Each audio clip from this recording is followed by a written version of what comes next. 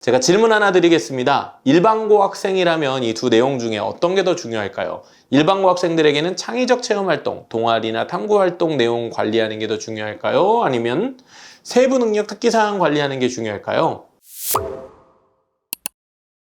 자, 오늘은 고교 학점제의 꿀팁 소개해드리는 시간입니다. 세특 관리 어떻게 할 건가? 이 얘기를 드려볼게요. 이제 예비고1이 아니라 진짜 고등학교 1학년이 된 09년생들, 학교도 대충 정해졌고 이제 교복도 맞추고 교과서도 받고 신학기 준비를 하기 시작했습니다. 그런데 정말 중요한 건 고등학교에서 뭘 하게 될지 준비할 방법을 모른다라는 거죠. 보통 생각하기에는 내신 시험 잘 보면 되겠지 싶지만 고교학점제 시대가 되면 내신만 중요한 게 아니라 생기부 전체 자료가 굉장히 중요해집니다. 자, 그러면 생기부를 어떻게 관리해야 될까요? 이게 포인트인데요. 생기부 관리 포인트 딱 두 가지만 기억하시면 됩니다. 첫 번째는 창의적 체험 활동입니다. 모르시겠다고요? 동아리 활동, 탐구 활동과 같이 교내에서 다 그룹을 지어서 하는 여러 활동들을 의미합니다. 자, 이게 학생부에는 5번 항목에 들어 있습니다. 자, 다음으로는 6번 항목, 즉 교과학습 발달사항. 어렵죠? 근데 교과학습 발달사항, 즉 국영수사과 공부한 내용이 기록되는 건데 그 중에 핵심 첫 번째는 내신이고 두 번째는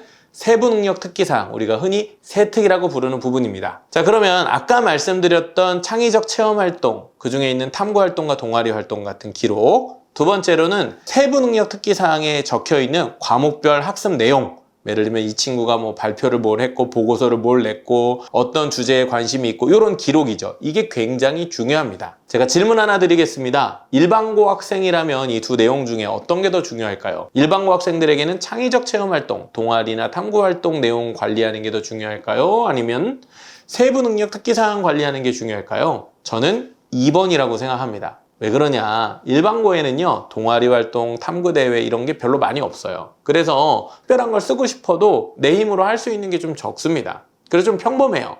그런데 이 세특은 얘기가 다릅니다.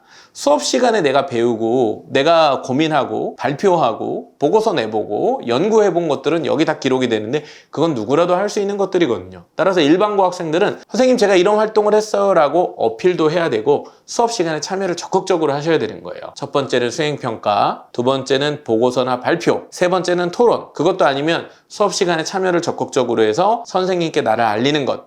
이런 활동을 적극적으로 해야 됩니다. 자, 그러면 결국 세특이 좋다라는 건 세특과 관련된 활동을 많이 했다는 건데요.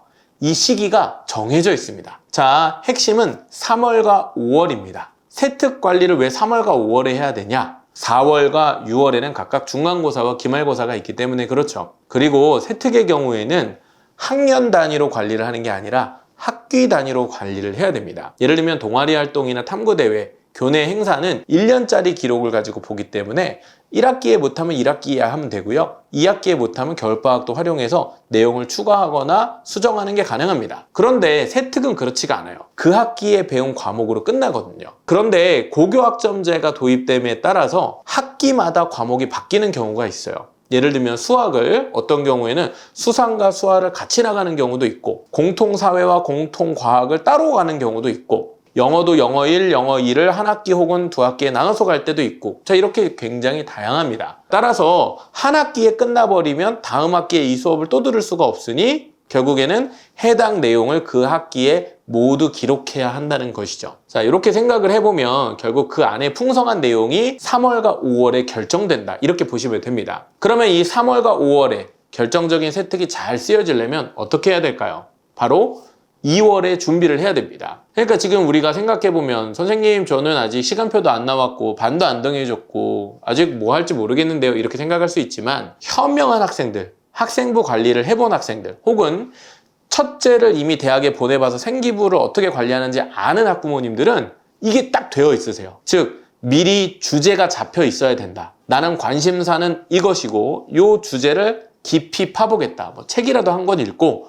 유튜브로 강연도 찾아보고 그래서 그 세특에 들어갈 만한 내용과 소스를 미리 만들어 놓는 거죠.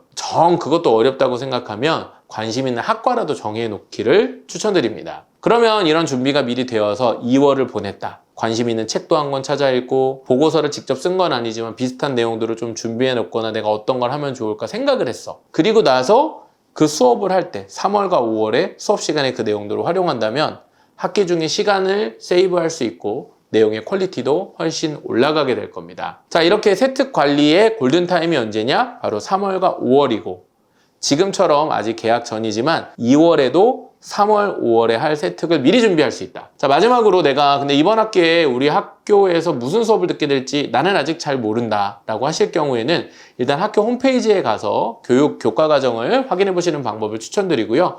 혹시 아직 로그인이 안 되거나 학교 홈페이지 접근이 어렵다고 하신다면 학교 알림이 사이트를 활용해 보시면 좋겠습니다. 이 사이트에 들어가셔서 검색을 하셔서 본인의 다니게 될 학교 이름을 검색을 하면 그 학교의 자세한 정보가 나오는데 그 중에서 학사 과정이 설명되어 있는 내용이 있습니다. 이 교과 편제라고 이야기하는데요. 이 부분을 찾아서 확인해 보면 아, 내가 3월부터 이 과정을 1학기 동안 공부하게 되겠구나 이렇게 확인할 수 있거든요. 그러면 이제 문제집도 한번 살펴보고 교과서도 한번 보면서 내가 세특 준비를 위해서 이런 걸 좀 미리 챙겨놓으면 좋겠다 이렇게 생각하시면 너무너무 좋을 것 같습니다. 저는 그럼 다음에 또 고교 학점제 준비에 도움이 되는 꿀팁으로 찾아뵙도록 하겠습니다.